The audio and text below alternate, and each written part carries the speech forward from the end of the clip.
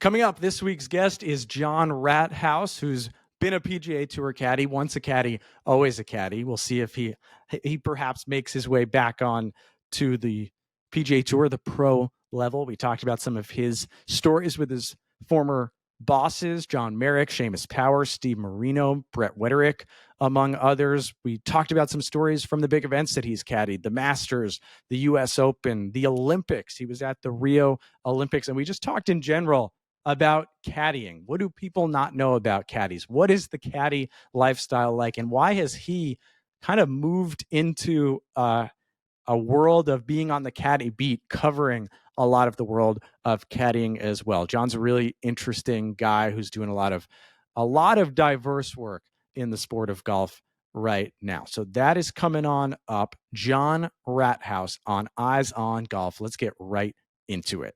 John Rathouz is a longtime professional golf caddy, a content creator now of sorts, host of the Quiet Please podcast. Thanks to our my friends at Hurrdat, not because of any sponsorship, but shout out to Blake and Audie and all that they do in the great state of Nebraska. John, I guess the question that I have, which I've asked a lot of former players, but I'll ask you, when people ask you what you do right now, what do you tell them? Yeah, Jeff, thanks for having me on, man. Well, it's been interesting. I just updated my LinkedIn last week for like the first time in a long time.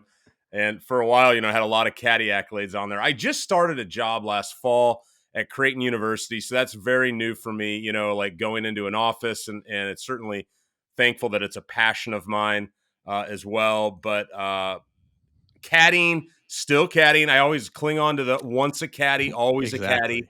I don't want to get a call and say, oh, I can't go. Like I'm hoping to loop 1 to 3 times a year is what I keep kind of saying. So we'll see if that happens. I'm actively looking to loop the Valero in a couple of weeks. So, maybe I'll show up there.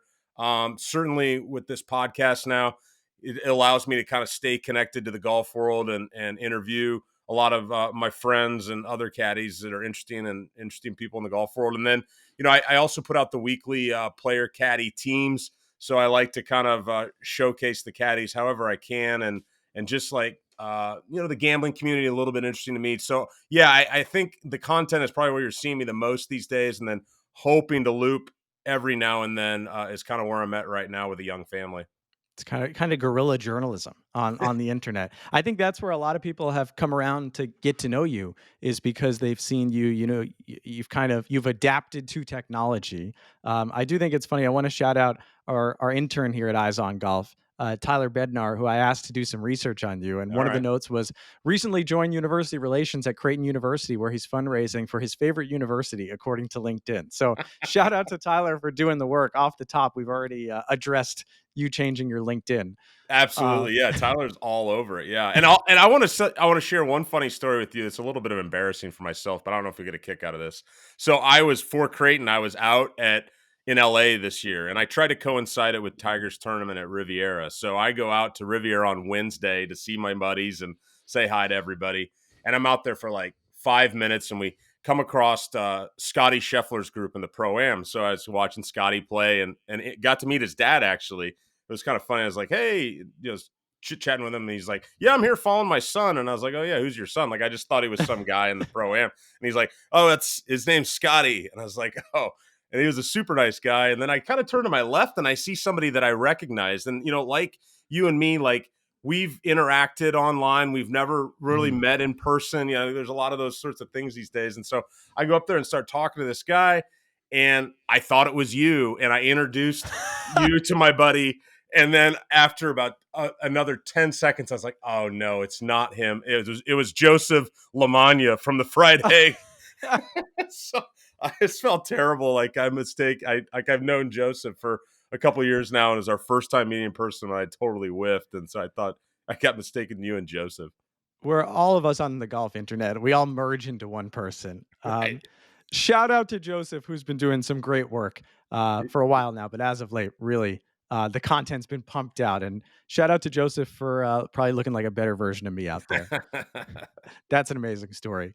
But in terms of factual stuff about what you've done in the world of caddying, I have my list of players that I've researched, but who have been the players who you have caddied for out there, not just on the PGA Tour, just Yeah. in professional golf? Yeah, I mean, it's a pretty long list. I started in 2004, and I was pretty fortunate right off the bat to run into John Merrick, who's the same age as me, and we met in the parking lot in Boise, Idaho, and he had Monday qualified, and it was just like, one of those things that was you can't script it, and we got along well, had a decent week, and kind of hung around him when he was trying to qualify for the next year or so. And in 2006, he had full status on the Corn Ferry Tour. I don't remember at the time; it was probably Nationwide Tour. Mhm. Ended up working for John for 7 years.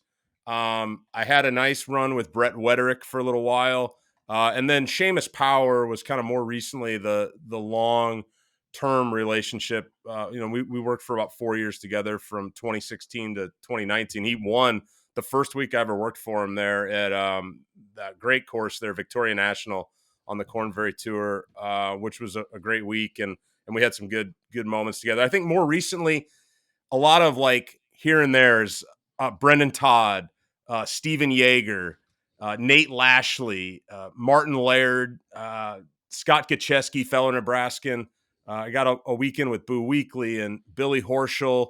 Probably Siwoo Kim's worst round of his entire career.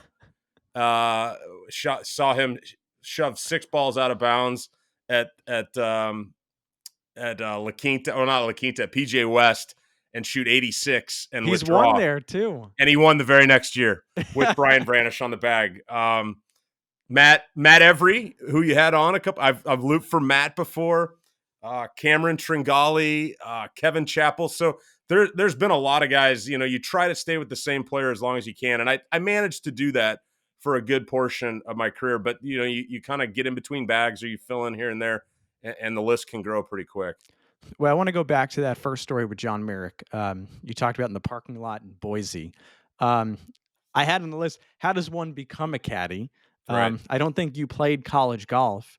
How do you transition? Where's that? So I believe you finish college in 2004 and you start caddying for John Merrick in 2006. How does one get from point A to point B there? Yeah, that's a good question. I tried to walk on to Marquette 2 years, and we tried out at Brown Deer Park, which is where the Greater Milwaukee Open used to be. And it's a really difficult golf course, and I just wasn't good enough. And I'm sure the coach appreciated my enthusiasm, but it wasn't meant to be. And the year before I graduated, I kind of interned in the media department at the tournament here in Omaha that's on the Corn Ferry Tour, and I met some caddies that week, including Michael Collins, who has gone on to have a very successful career in broadcasting, and he was super helpful, gave me his number. And I went back to school my senior year, and I decided to go to some of the local clubs in Milwaukee and just caddy a little bit to see if it was something I liked. And so I was on the Pine at 8 a.m. in the morning on a Saturday, hung over with a bunch of 7th and 8th graders, ready to go out to caddy and You gotta love enjoyed it. it. Yeah, and then that summer after I graduated, I literally kind of packed up and went out on the Corn Ferry Tour. And so that summer I probably did like 5 or 6, and then I was like, all right, I'm into it, and I packed up the car and drove out to Oregon and really had the bug, and that was when I ran into Merrick, like my second week on the road. So are you just waiting around, kind of hoping that a player needs a looper? Yeah, I mean, on that tour, you're in the parking lot literally, or you're going to the Monday qualifier, and you're kind of hounding them a little bit afterwards. There's different ways to do it.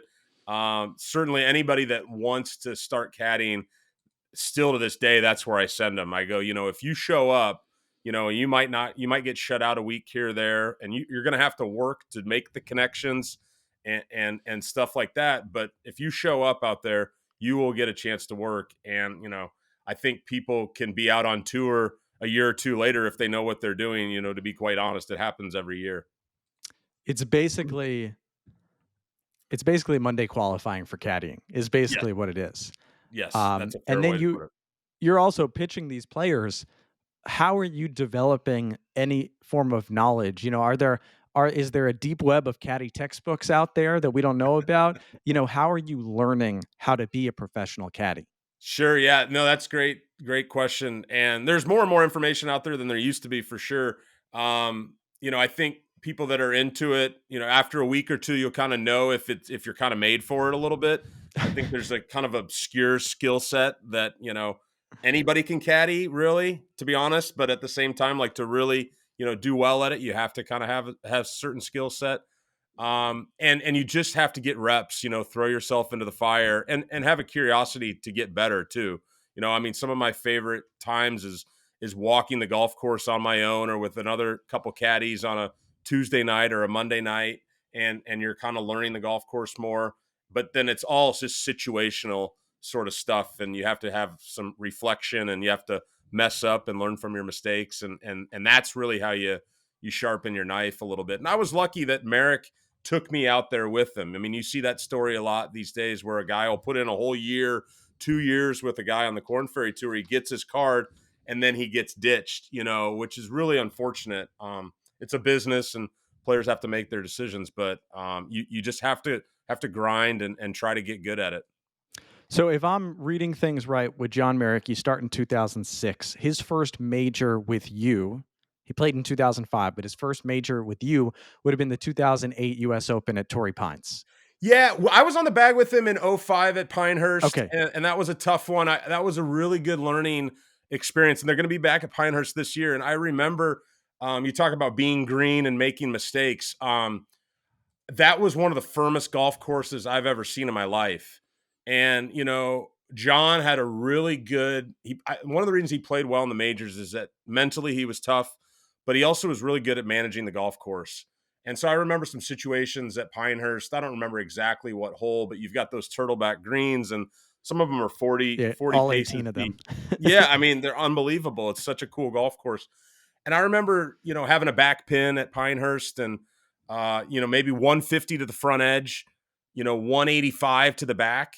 And we're in the middle of the fairway and John is between 8-iron and 9-iron. And here I am, 2 years caddying. And I'm going like, well, you're thinking about 9-iron. Now this is 2005. The ball was going far, but not as far as it is now. Mhm. And I go, oh, I think you just chip an 8, and so he chips an 8 and it almost goes off the back edge of the green. And it's like, this ball is bouncing into the air 5 feet. This ball is running out, another 10 yards. And so that was really a good learning moment for him. We ended up missing the cut there, but that was the first major that I remember. Well, it was actually the second major I ever caddied because the first was in '04 at Whistling Straits, but it was really a big learning situation for me with him. Who was at 2004 at Whistling Straits? That's obviously your home state of Wisconsin. How did that come to Right, I develop? was going to college there, and it was Mark Evenson, who was a club pro. I'm from Nebraska originally, but I was up there in Wisconsin for a long time, and Mark was a club pro that used to be from Nebraska, was in Maryland. I lowballed him an offer. I stayed at my buddy's parents' house, and it was a blast. I think we finished dead last. We maybe beat John Daly the first round. He shot like 80 or 81. Like and Mark, was a good player, but that was a really long golf course. And I mean, he wasn't carrying his driver more than 260. We were pretty overmatched between my inexperience and his lack of distance, but it was an absolute blast of a week. I remember going out on Friday after we missed the cut, very green, with a visor to get autographed from my aunt. She was a big golf fan, and I go up to VJ Singh, who's putting on the putting green with his caddy. And I'm like, I'm just going to go up to VJ and ask him for his autograph. And I go up to him, and he looked at me, and he's like, who the fuck are you? And he took it from me and he signed it. And he went on to win that week. But that was the first time that I ever, and it was just an example of me like hounding all these club pros that qualified. And I said, hey, I can do it. I can do it. And you're kind of BSing your way into it. And then next thing you know, you find yourself there. So that was my first taste of it. All right, well, let's talk about a couple of the better majors with John. Yeah. I mentioned 2008 T6 at Torrey Pines at the U.S. Open. That's Tiger and Rocco coming down the stretch. What is that Sunday like as you guys are looking maybe up at the leaderboard thinking you might have a chance if you can hold it together? Yeah, that was a fun week. I mean, John's a Long Beach guy, and just down the road there at a place that he had played a lot of times. I had been around Torrey, but I had never, seen it in the summertime. And it was a firm golf course, and it was a really fair test. And he had a lot of fans rooting for him that week. And he had played a really solid round of golf, especially on Sunday. I remember getting a handshake from Ernie Els on Sunday on the 18th green, and he gave me a little bit of a wink, and that really meant a lot to me because I mean, he had never been out with me before, and he knew that I hadn't been around much, and he was saying, hey, good job out there today. Your guy played well, and so that meant a lot. And it was fun to. I mean, I think he finished maybe 3 or 4 shots outside of that Rocco. One shot better every day. Maybe you're there, but it was a fantastic week. And then you kind of find out about Tiger after the fact of just like how that was such a legendary win for him. So to be there that week was pretty cool. Yeah, you guys were 3 over. The playoff was at 1 under, so you were hovering around. I know you caddied for Steve Marino eventually. Did you ever tell him that Ernie Els story? You know what? I don't know if I ever told him that Ernie Els story, but caddying for Steve was a blast. I got to caddy a U.S. Open with Steve in 2015 at Chambers Bay. And man, that was such a good bag. He's such a talented guy. I remember Steve, we were in Dallas to do this US Open qualifier, and he had played well the week before with a different caddy on the bag, and they finished like second, I think. And he went out and had some beers that night. And he showed up the next morning, 36-hole qualifier. He's a little bit, wrecked and didn't really probably want to do it.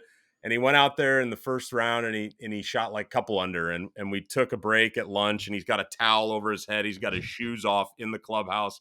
We go back out there, and he was playing okay, but not great. And I kind of urged him to finish the round out. And he had a few late birdies, and it was enough to where we had to post the score. And he wanted to go to the airport and leave. And I was like, you got to wait around a little bit. So he packed up his clubs in the trunk. He packed his shoes away, everything. And we had a few beers with some of the members while we were waiting. And I'll never remember, like, he went out there, lo and behold, we're in a playoff, and he goes out there in a playoff on the first hole, and he's going to tee up his ball, and, he couldn't get the ball in the tee a little bit. I mean, he wasn't hammered, but we had a couple. And he goes out there, and he hits it in the front bunker in 2, and we're with Rod Pampling and some other guys, and Marino goes and hoops the bunker shot for a birdie.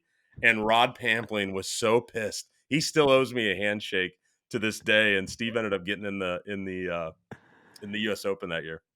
That was 2015, you said? Yeah, 2015, yeah. And then he didn't carry that on at Chambers Bay, unfortunately. No, he stuffed it to 4 feet on the first hole, and I'm like, here we go.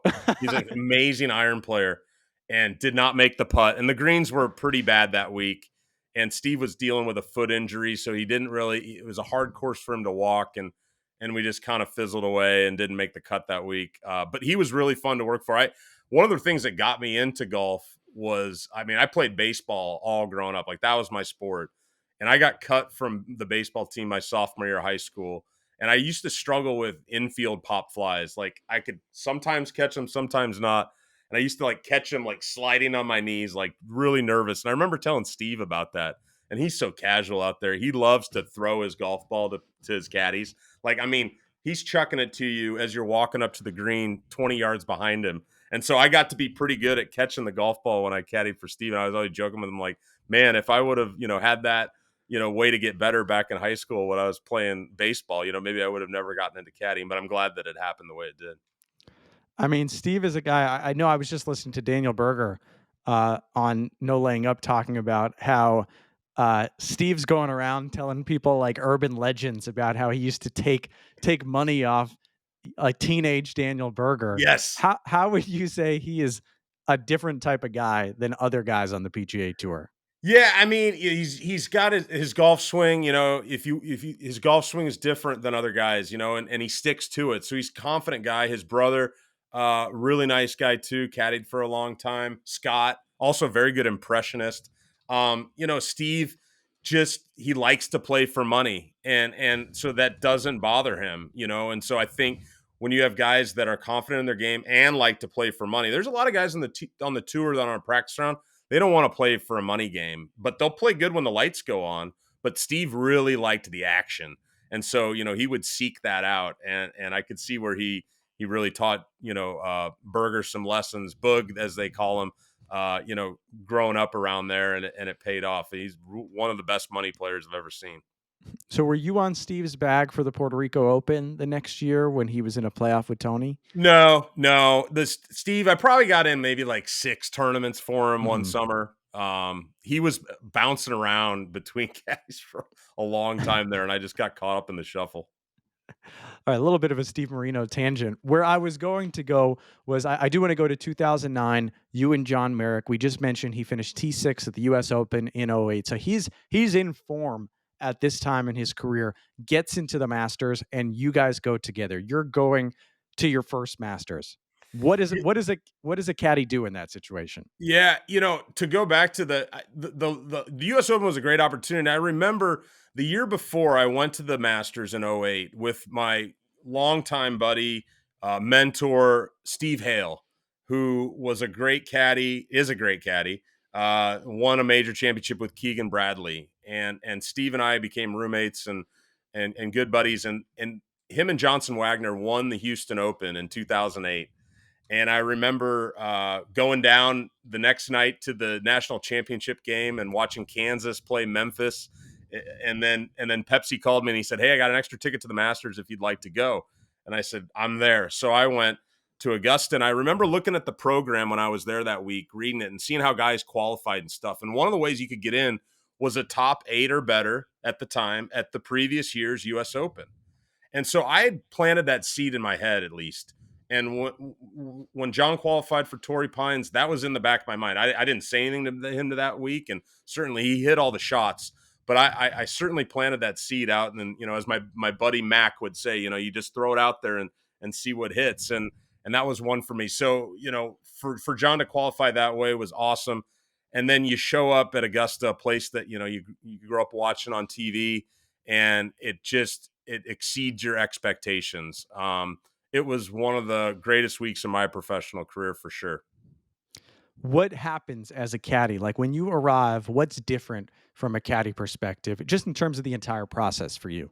Right. Yeah. I mean, the treatment is different than I've tipped to a caddy master a few times in my career. You'll tip the caddy master at the Colonial for sure. You'll tip the caddy master at Jack's Place Memorial, and then you'll definitely tip the caddy master at the Masters. I mean, I've never met the guy in my life, and he knows my name right as I'm walking in the door. The whole registration process. You've got your own locker room.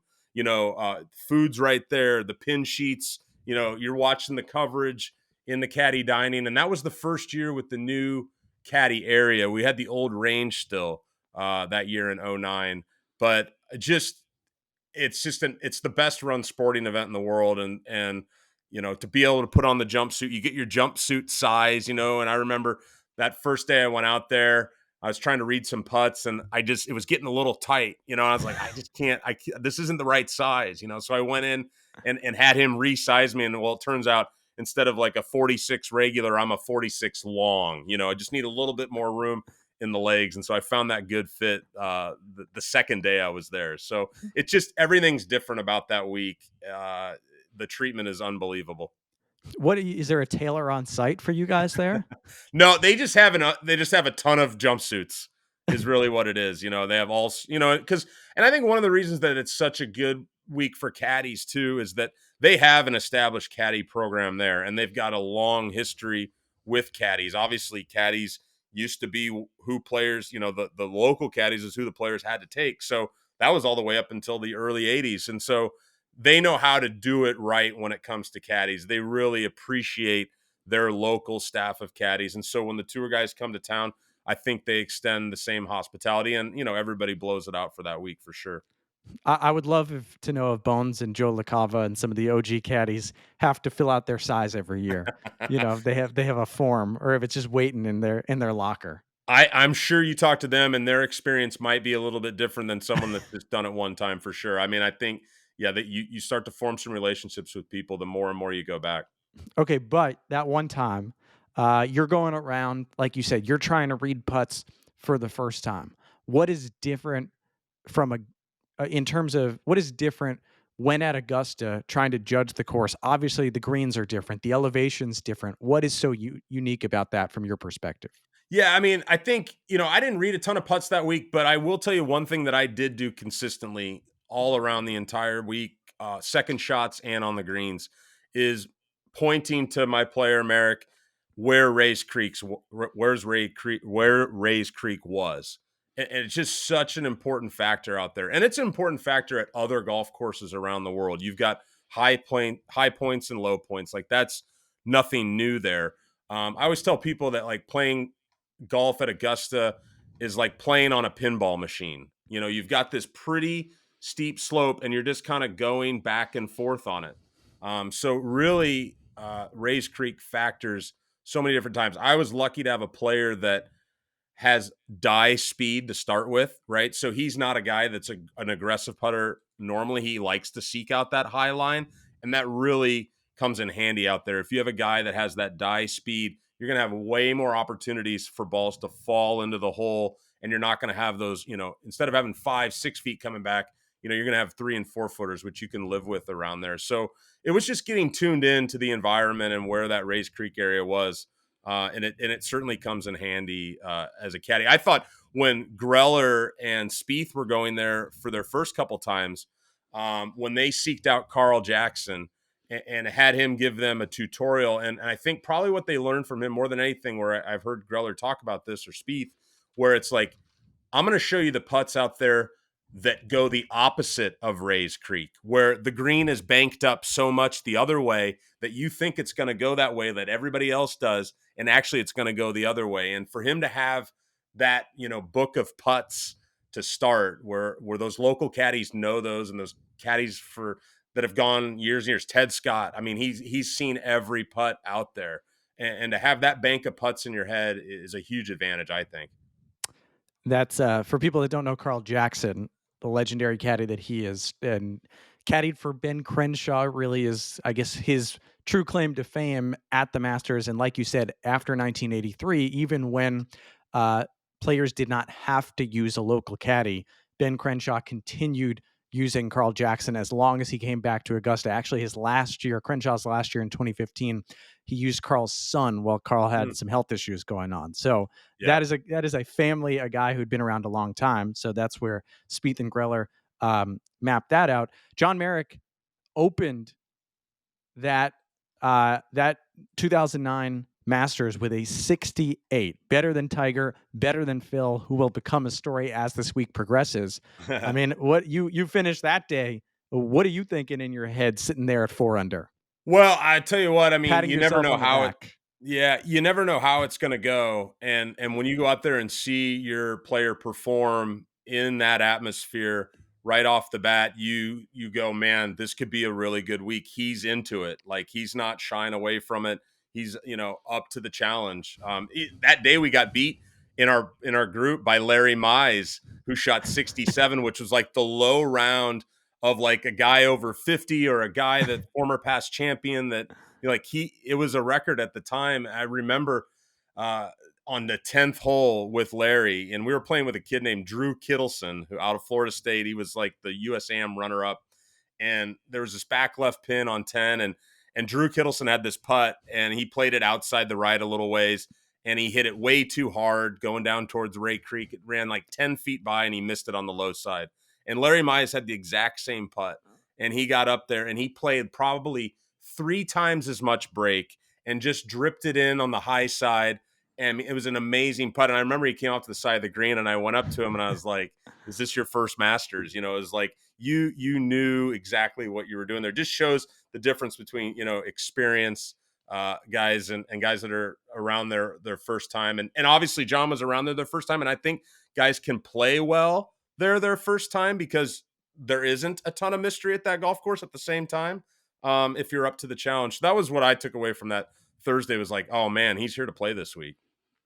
Not to go off on a total tangent, but I think I keep preaching that I think that film study is going to be the next wave of golf. And I think that we saw, we're taping this the day after the Players' Championship, Yep. and every right, yesterday was a few guys had, or on Saturday, a few guys had. Sam Burns had a putt, Doug Gim had the chip, kind of from the Tiger spot, a little bit, or a variation of the Tiger better than most putt. Mm. And they're all, everyone knows the break because they've watched this a million times. I think when players figure out that, hey, I'm playing the Valspar Championship this week, let me see all of the film that I can on Valspar, or whether it's the tour or whether it's sort of like an open doors are heard at, Yeah, getting things together to actually put together video clips of everything for the caddies to see. Sort of, in a sport like basketball, there are third party scouting companies who are putting together films for sure. film coordinators, for coaches, same in college basketball. So I think that's the future of golf. And I think that with Augusta, so many guys have watched clips over and over and over again. Yeah, I think that's a great call, and I mean, you're a part of that with PGA Tour Live. I mean, you guys show more shots than you ever have before, and I think Tiger was an early adopter of that. I think Tiger was watching video cassettes. He was having his team put together stuff, so he would learn from that. I think the one tricky thing about Augusta is they do go do surgery on that place every fall, and they're known to change breaks out there. So you They have to don't be make it that careful easy. sometimes, but at the same time, with like how much YouTube and like just all these like digitization of golf, like I think that's a great call. And you hear about guys like particularly at the Open Championship when you're over there caddying, and you got that late afternoon time and you're watching the entire morning of golf on TV. Like I think going out and walking the golf course, there's really nothing that can replace that. But there's a lot of times now, caddies, especially these days with how much TV coverage it is, they're getting in even more good stuff by watching the coverage in the morning. So I feel like the best combination would be to like, if you had some time, if you were an afternoon tea time, like go out there and watch in person maybe an Mhm. hour of coverage and watch the other two covered hours on TV, and you could get a really nice preparation. Yeah, we're always saying that. I mean, I'm calling Valspar this week. We're gonna see putts in the morning. We'll see the same putts in the afternoon, Yeah. and we'll say we know exactly what this putt does. But does the player, do the caddy, have they looked? And I think that you're right. It's definitely more work for the caddies. I'm sure there'd be some older caddies that would groan in terms of like, oh, now I got to do this extra work of watching. Yeah. But it's sitting right there for you right now.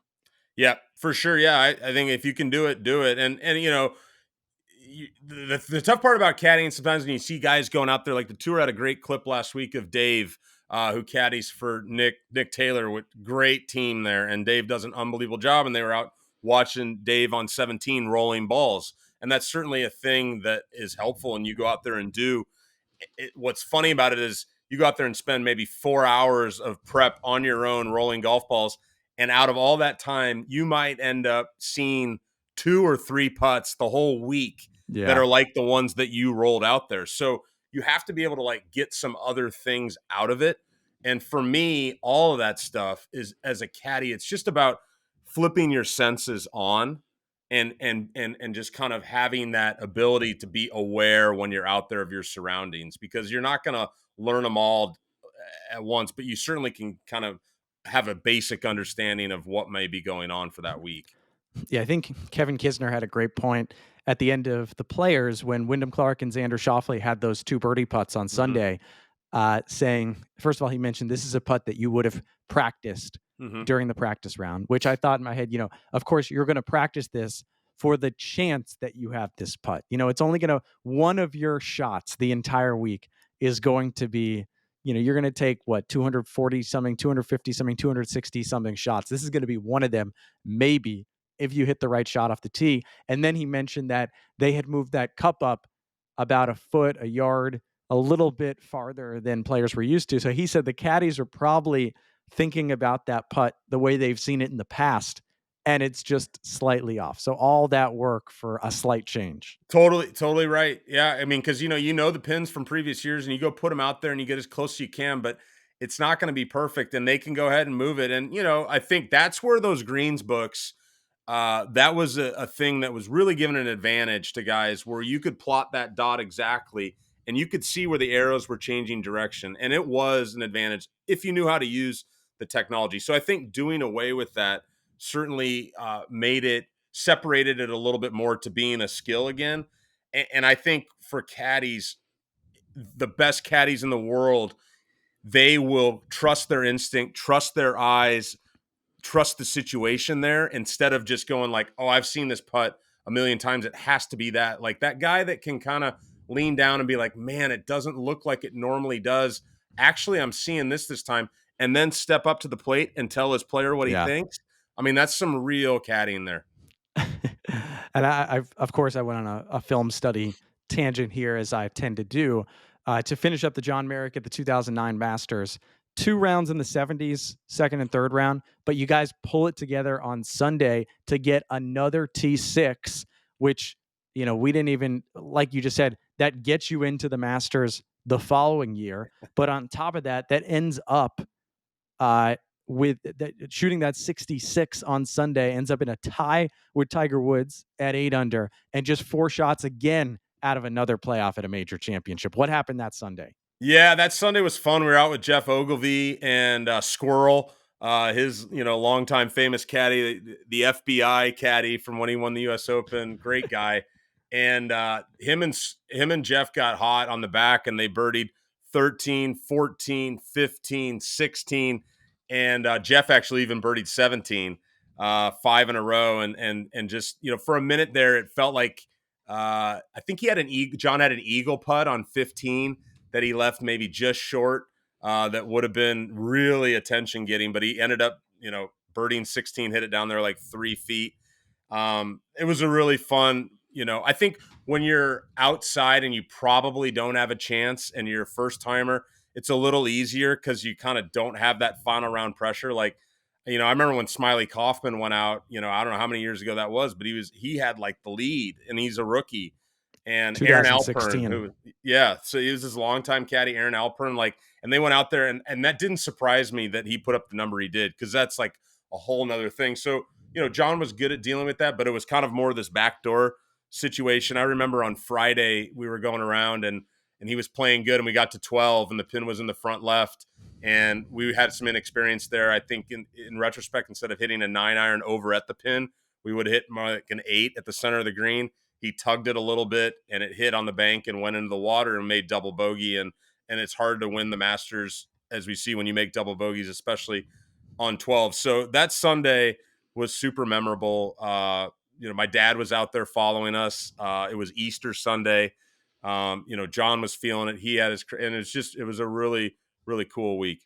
Yeah, when John Merrick is birdieing 13, 14, 15, and 16, are you peeking at the scoreboard a little bit?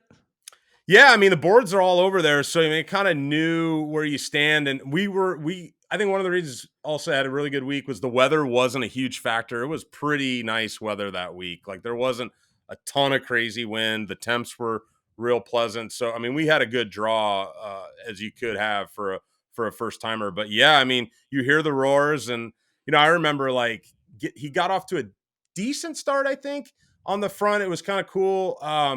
We were on 7 green, and I look back, and Bones, Phil and Tiger were playing together, and I looked back down on 3T, and Bones caught my eye, and somebody that was nice to me in the years that I've been out there, and certainly didn't spend a lot of time with him over the years, but he looked up at me and gave me a little head nod, like he's like, I see you guys making a little bit of move, keep going, So that was kind of a pretty cool moment on that day as well. John was 3 under through his first 8, bogeyed 9. Okay. Phil went out in 30 that day. He was making a move. Phil went out in 30, and him and Tiger playing together, he was making a statement. He ended up shooting 37 on the back. Okay. But so Phil was doing something. Maybe Bones was peeking at what you guys were doing, getting a little preview on everything. Right.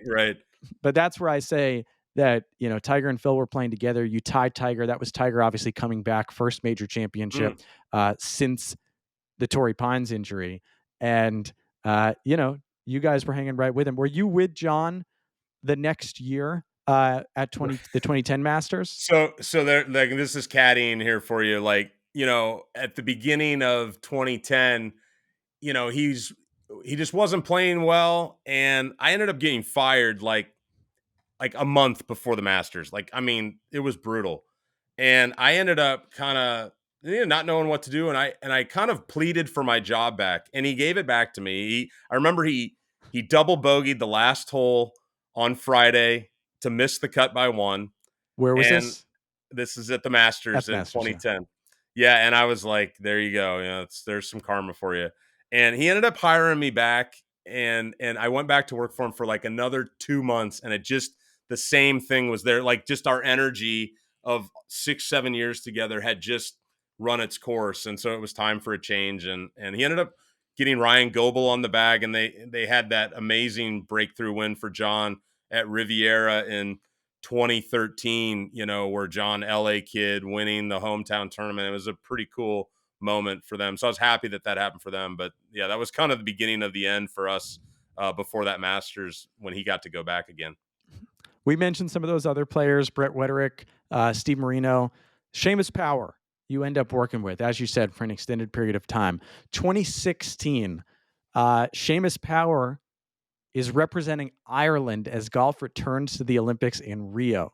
You are not Irish, to my understanding, but you are going out there in our Team Ireland colors to Rio. What was that experience like?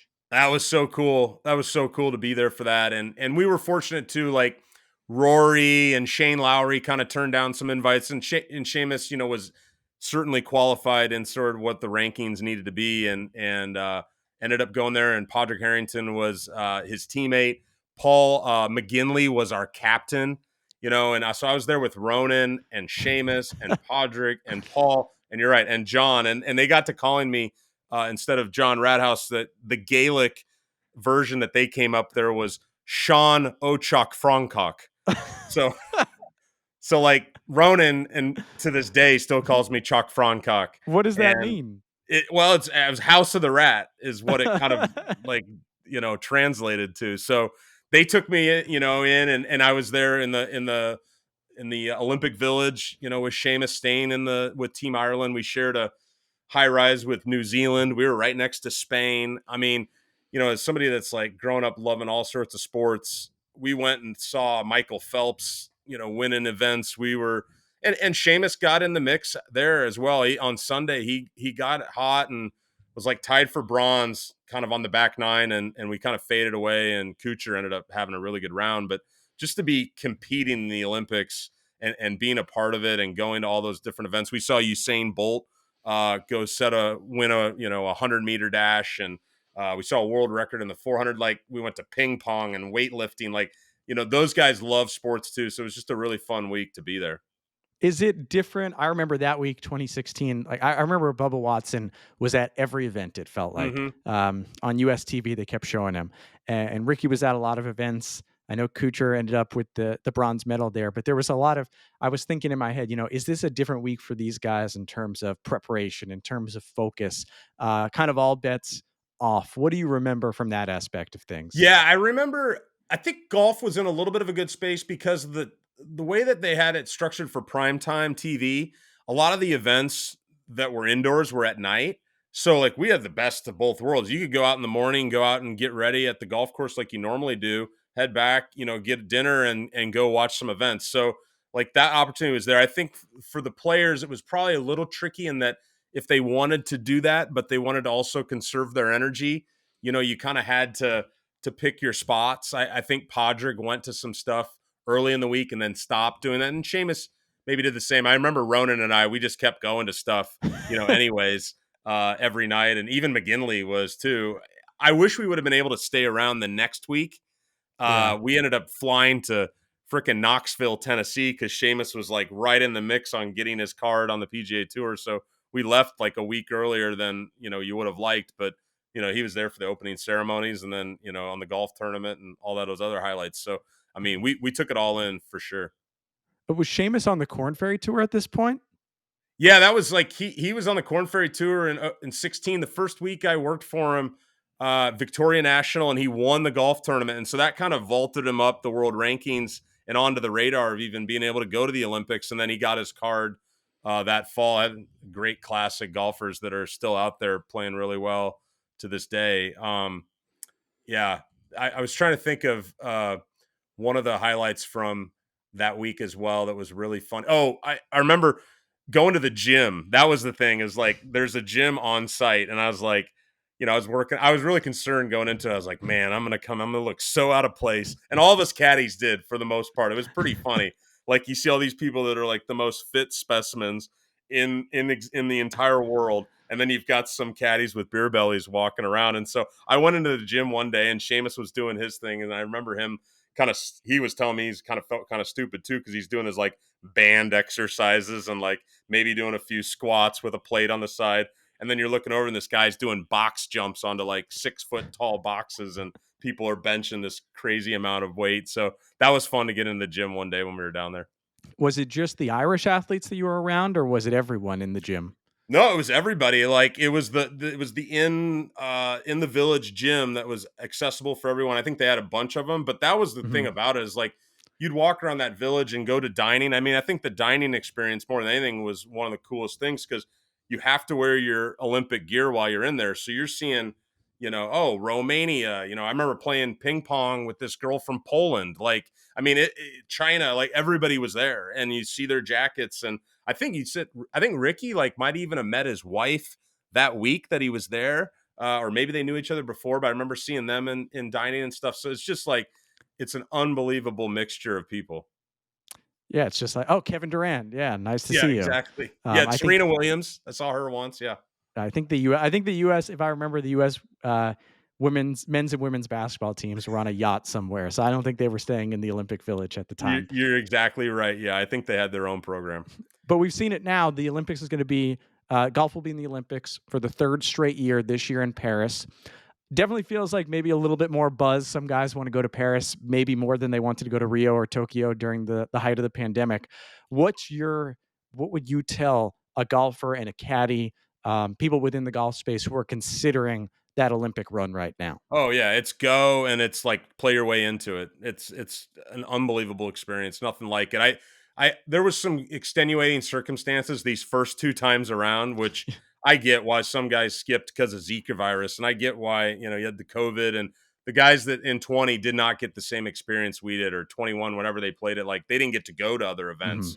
Like I'm sure it was still cool, but that was not the same. So Paris, knock on wood, everything's normal. Yeah, that's a team want to go, and I would think it'll be the best field thus far out of the golf portion, and will be highly competitive, especially now with this kind of break off. And it's a great opportunity because some guys that normally wouldn't get into these high profile events find their way into them because of the countries that they represent. By the way, Seamus that week, 71, 67, 74, 67, tied for 15th. And like we Yeah, said, was not a PGA Tour player yet at the time. So yeah. that was impressive stuff from you guys. I want to ask a question on your Caddy Network profile. You say that the best shot you ever saw was a long iron by Davis Love III. What is the story behind that? It was a U.S. Open qualifier, and we were paired with him. I don't remember exactly when it was. It's probably the mid 2000s, and it's maybe I've seen better. I don't know, but there was one that stood out to me where it was just like it just showed you how much better at golf these guys are than anyone else. When you see a 3 iron, launched 100 and some feet into the air from one of the greatest players of all time, it was a really cool moment. And his caddy Cubby was always really nice to me. That is a shot that is just like you see it and you're like, oh, I haven't seen that before, and that's obviously something he's well known for.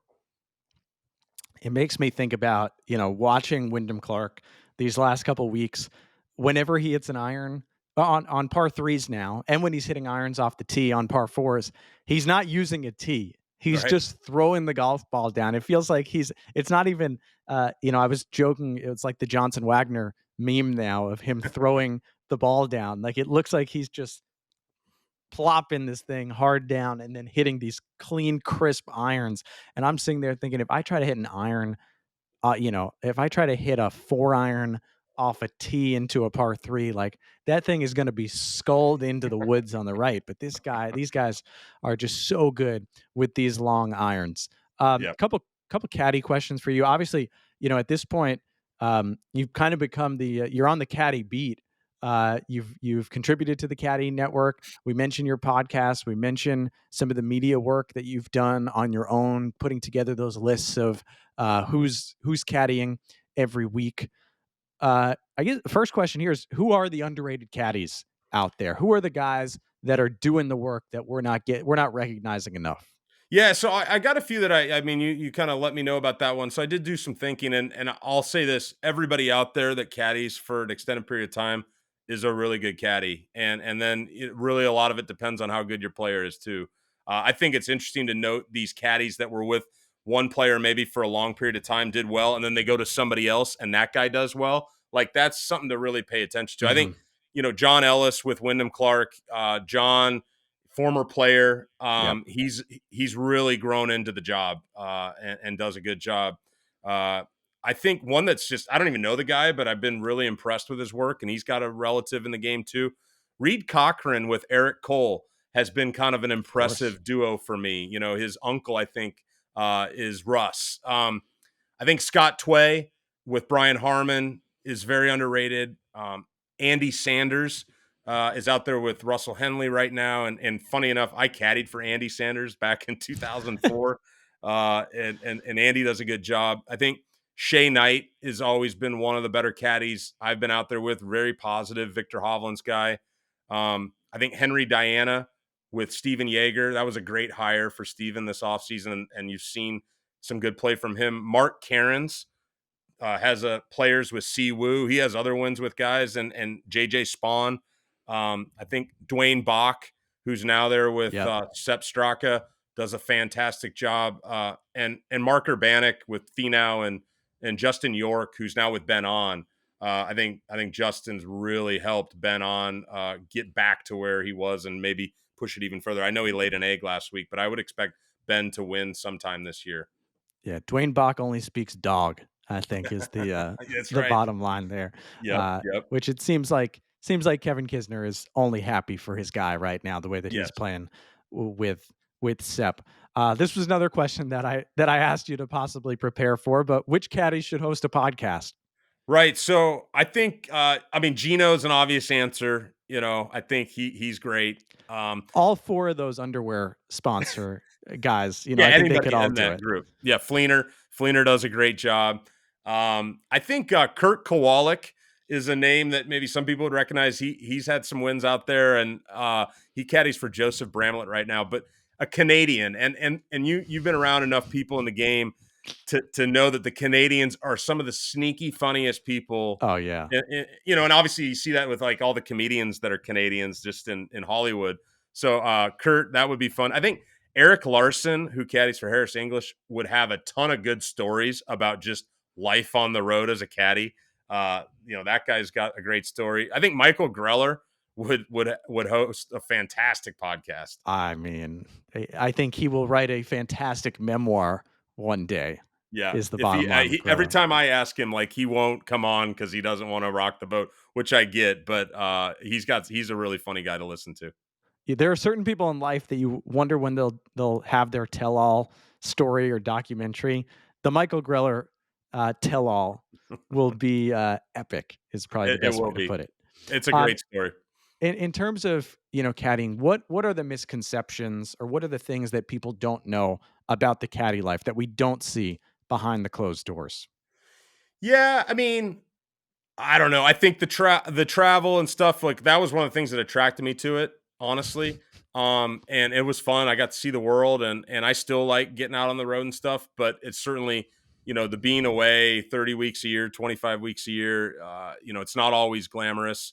You can make a great living caddying, and even more so than today than ever before. Mhm. Certainly there are a lot of guys that are out there grinding that are basically making the same amount of money as your buddy that's got a nice banking job, and there's a lot that goes into it, so it's not all glamour and glitz, and it's a lot of hard work, physically, but at the same time it's one of the best jobs you could have, just because you're inside the ropes with one of the best players in the world.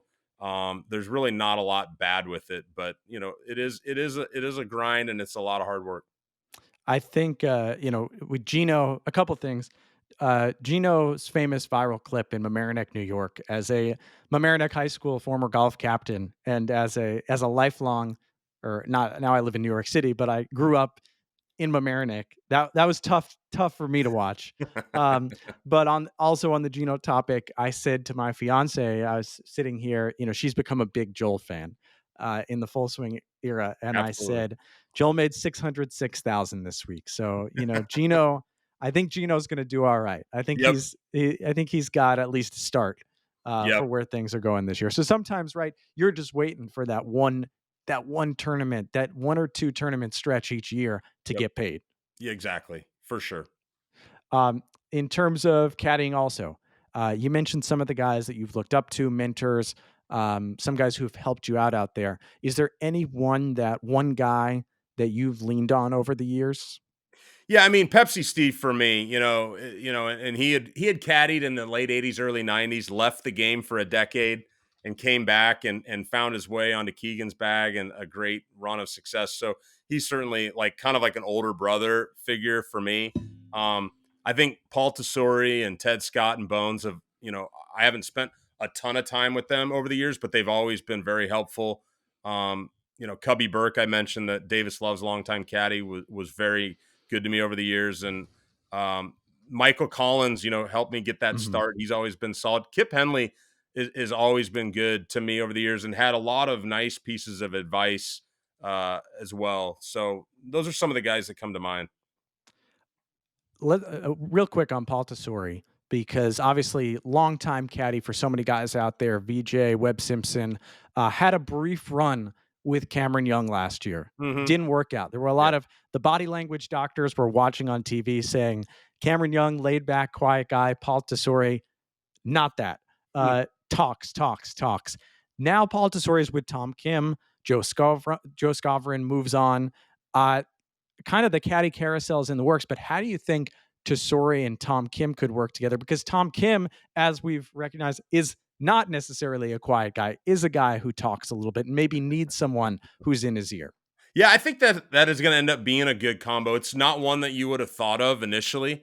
Paul certainly paid his dues and has a lot to offer a guy. So I think a guy like Tom that has a lot of game as it is, knows that he can play with these guys, like that's a huge box check. But then you throw a guy like Paul in there that is willing to speak up in certain situations and has a lot of knowledge and that he can back up. Like I think that's a great combination going forward. So I was unfortunate that they didn't get to really tee it up last week because he got sick. But I would look for some big things out of Tom and Paul this summer. That's going to be a fun one going into the Masters, I think. Hmm. Something, watch out for when they click. Hmm. I think Paul's a guy who could get a couple strokes off Tom Kim at a couple of these events that he has so much experience at. Uh, Totally agree. I mentioned that Caddy Network. Obviously, you worked for the Caddy Network, but there's a great Q&A that you've done where you said that your quote inspiration is Jim Nance. I don't know how many caddies would say that, but we talked about all the media that you've gotten into, and clearly it's been a passion of yours Yeah. over the years.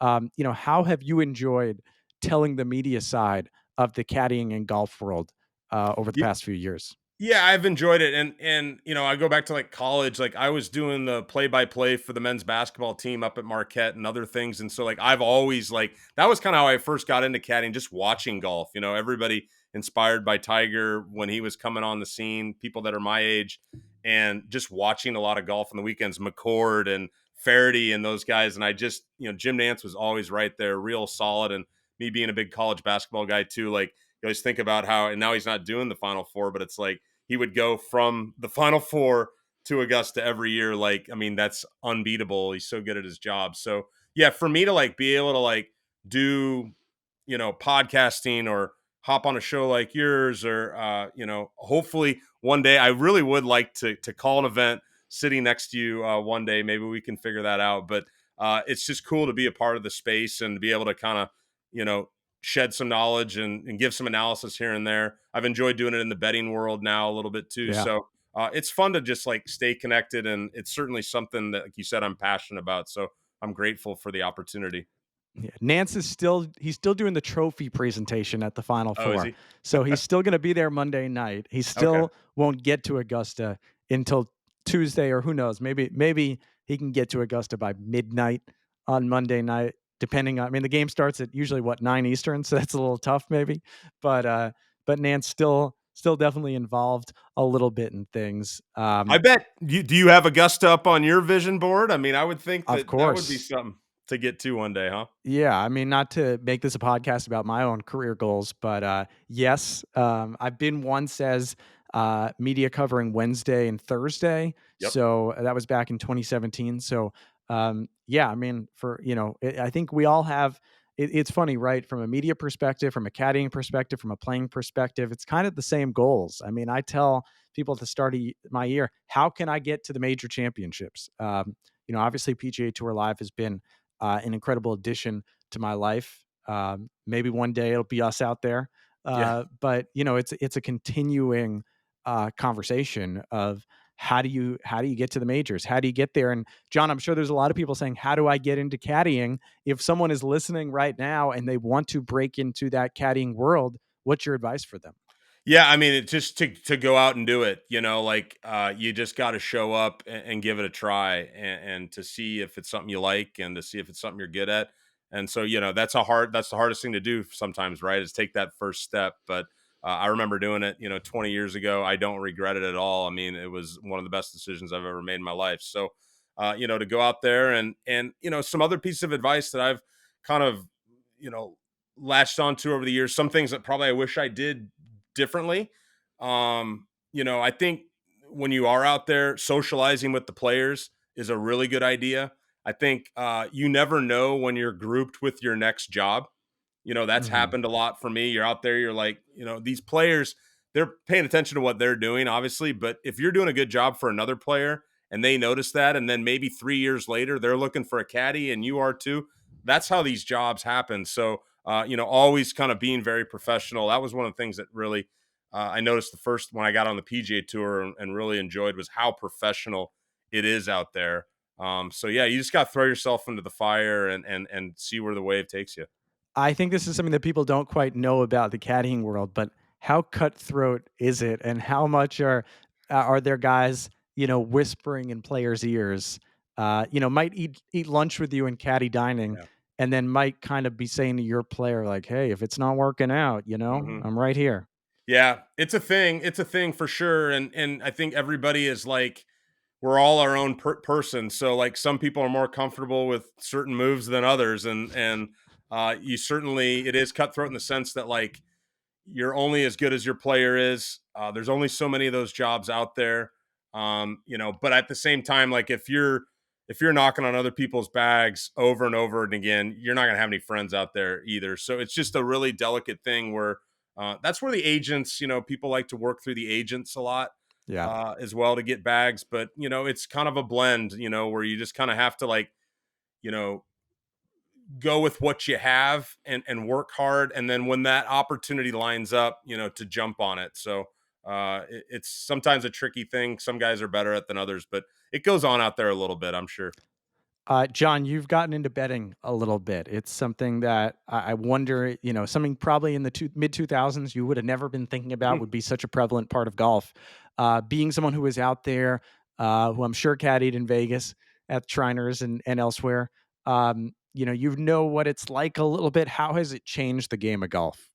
Yeah, I mean, it's brought more eyeballs, certainly. I love all the different content creators that have come to the golf world. Now, there's so many great people that the tour junkies come to mind, and Rick Gaiman and my buddy Keith Stewart. And I mean, there's so many of these people that have a different look at it that are really good at handicapping them. I wish I was better at it than I am in terms of placing the bets, and I don't really do it that often. I like to throw a DraftKings lineup in every week, but I love, kind of helping on the analysis side, and I think betting is obviously here to stay, and I just like the different people that it's brought into the game because of it. Well, John, where can the people find you out there? Yeah, so you mentioned I've got my podcast through Herd at anywhere you can get a podcast. Quiet, please. I'm trying to get one out a month right now, so that's my cadence. And then you can follow me on Twitter at Rathouz, Rathouz, and I get on Instagram every once in a while. So that's kind of the basic place to find me. I think it's Berkshire Hathaway and Herdat are the big companies out of Nebraska. There you go. Uh, John Rathouse, thanks for doing this. I'm glad we could make it happen. It was fun. Yeah, thanks, Jeff. Enjoyed being on. Thanks for listening. Remember to follow and subscribe here, whether you're listening to this podcast on Spotify, on Apple, somewhere else. If you're not a subscriber on YouTube, we're putting out as many clips as we can. And we're also putting out these podcasts on YouTube. So Eyes on Golf on YouTube as well. Give it a follow. And we will see you next time. I'm Jeff Eisenband for Eyes on Golf.